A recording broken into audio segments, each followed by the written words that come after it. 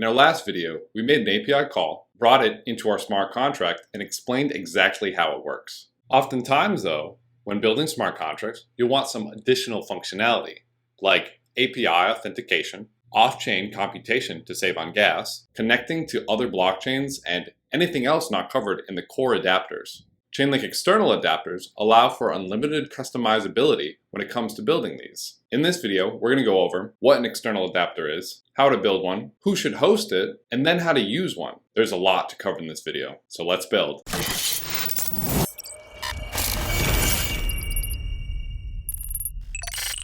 When we talk about adapters/tasks, there are two types. There are core adapters and external adapters. Core adapters are the adapters that come already installed with the Chainlink software. HTTP GET, copy, JSON parse are all examples of core adapters. External adapters are where you can build your own additional functionality. Most external adapters are executed entirely off-chain, so they can be built and tested entirely off-chain as well. Now, when building these, we need to keep in mind that other nodes need to be able to run these external adapters as well, and it's not just for us. This is so data can stay decentralized.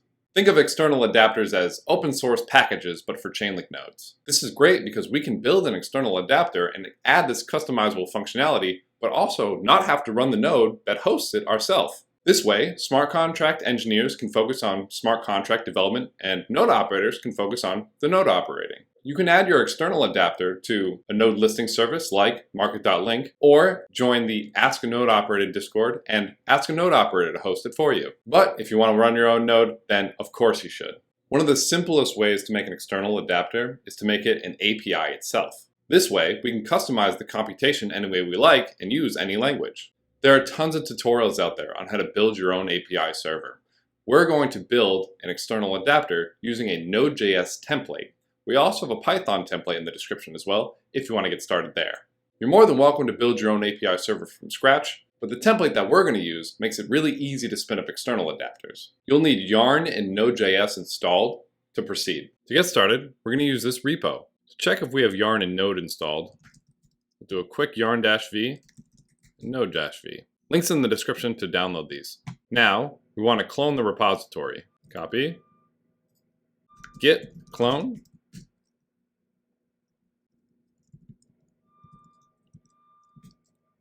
and cd into the repo. We can now see all the files in the repo. We'll type yarn to install all the packages, and then we'll do yarn start to start the server. We'll see here that the server is listening on port 8080. It is now listening for entities to call it. When a Chainlink node is running through its adapters, when it gets to an external adapter, it makes a call to that adapter. What we are about to do is going to mimic what a Chainlink node is going to do. I have a second terminal up so we can see the results of the server from our call, and we can mimic it locally with this command. This is a curl command, which is basically an API call. It's going to be an HTTP post using JSON to our local host, which is where our server is currently running, and we're adding this data flag to it. We'll talk about that in a minute. Now we make the call, and we can see that the server responded, and we got an answer right here.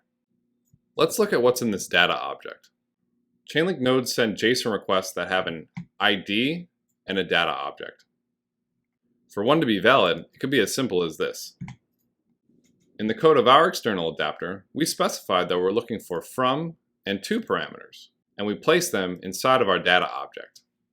A valid external adapter always needs to have an ID and a data object. This is what our server responded with. All external adapters need to respond with a job ID and a data object. Ideally, you'll have a status and result field as well. This will make error handling and getting the result you want much easier. As we can see here, the result is 353.32, and this is the current price of Ethereum.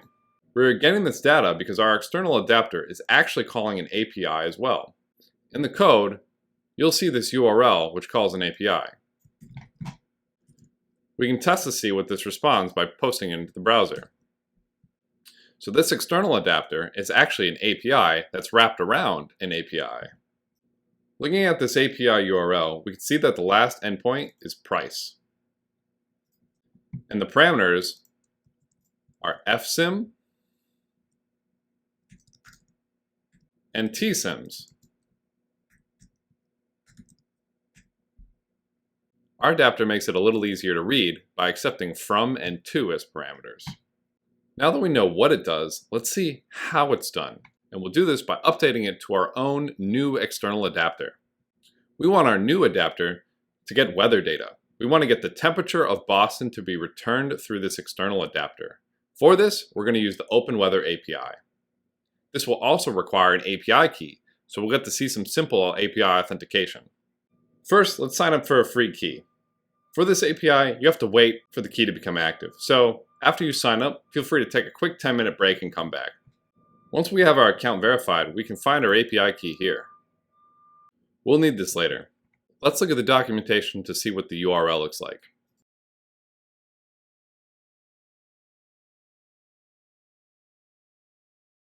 By looking at the documentation, we can see the URL is quite simple.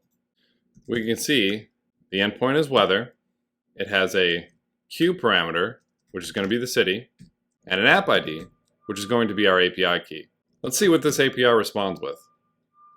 Great! We can see that we get a lot of good weather data here. We're going to be looking at this temperature field, which returns the temperature in Kelvin. So now let's adjust our existing external adapter to account for this. Now there are a lot of files in here, but there are two that we really care about. app.js, which is some simple boilerplate for running an Express Node.js server. We can ignore this file since we won't be making any changes to it. All of our adjustments are going to be in index.js. The external adapters package adds some nice functionality to make it easier to spin these up. And this is a helpful function for getting custom errors. Now we're getting into the interesting part. Previously, we used base and quote or from and to get the price from Ethereum to USD. In our new API, we found that we only need to worry about the city name. We're going to ignore the API key for now because we want to set this as an environment variable. I'll talk about that in a little bit. So this is where we can set some custom parameters. We want our external adapter to be able to take a city and use Q, city, or town to define it. Now we get to our create request function. This will be how we call our new weather API. The validator object helps you validate Chainlink request data. Job run ID, make sure we have a job run ID. Then we add our new endpoint, which is going to be weather. We add our new URL, which is going to be our open API weather. We add our new parameter, which is going to be our city parameter. And now we're going to add our API key. We're using this process.env syntax so that our API key is an environment variable. This way, we don't have to store our API key on-chain and let other people see it. You'll want to create a .envrc file, which has your API key. And remember, don't put it in source code. Here's an example of a .envrc file. When we run our server, we can make the API key active by running this command. You can learn more about environment variables in the description. Now we can change our parameters to the two new parameters that we just added. Our config is going to stay the same. And this is how we handle the request. Remember that we said that we wanted to bring up the result that we wanted and add it to our result response. This is where we do that. Previously, the result response was in the JSON mapping of the to symbol. Let's look at our API again and find out where it is. We can find where the temperature maps by going through the JSON. We can see that we first have to go to the main key and inside the temp key of that result. That's how we get the temperature in Kelvin. So in our code, all we have to do is update this.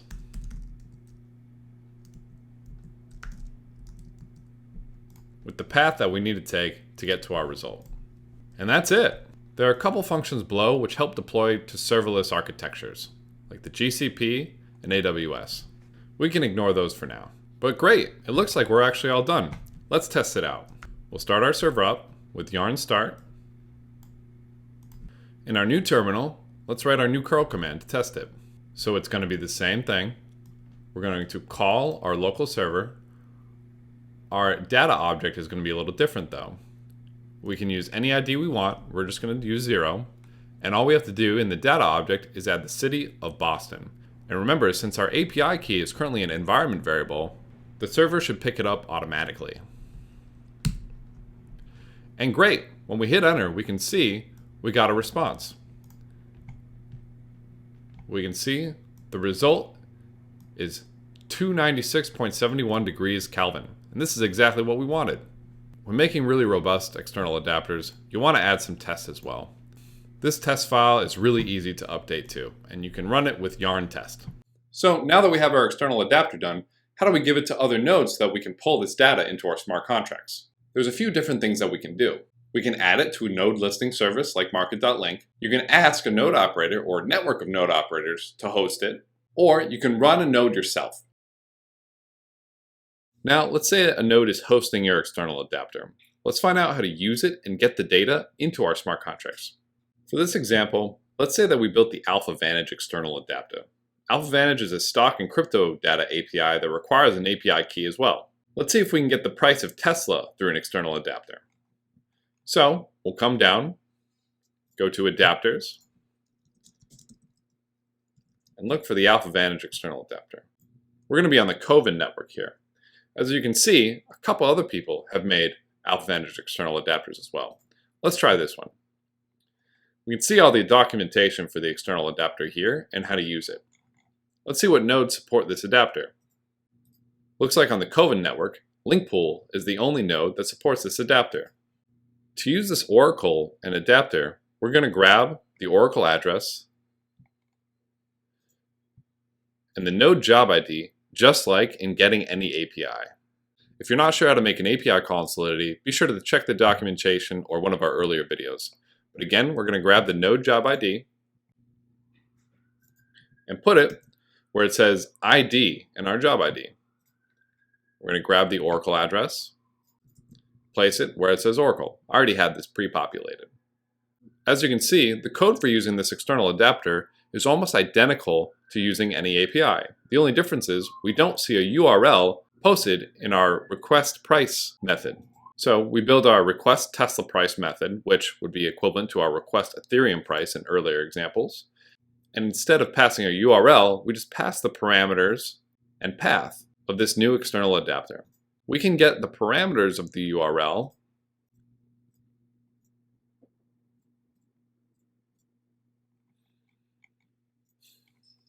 by going to the documentation of the adapter,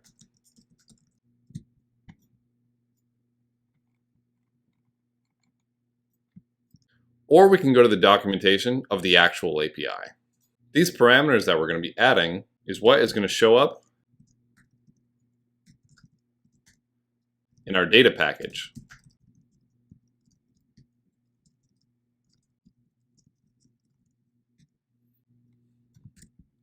The copy path is where in the response string we want to get the data from, which we can see in the API return.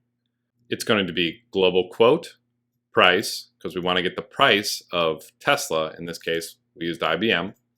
We're going to add that path, and then we're going to multiply it by 1000 to get rid of all the decimals. And then we're going to send it. Let's compile this and run it. As always, add link, and then request the price.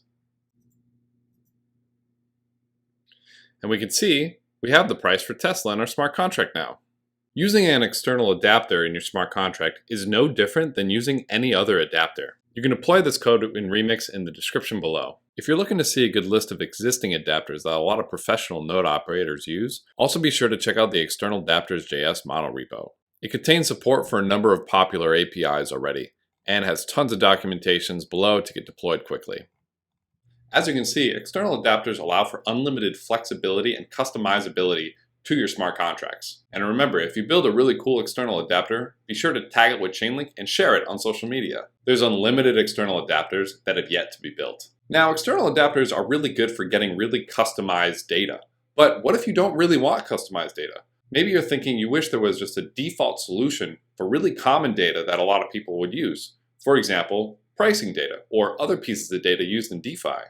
Maybe you want to use the same simple, easy to use tool that's powering a lot of the top projects in DeFi right now? Well, I'm glad you asked, because we'll be explaining one of Chainlink's simplest and yet most powerful and effective tools in the next video. I'll see you there.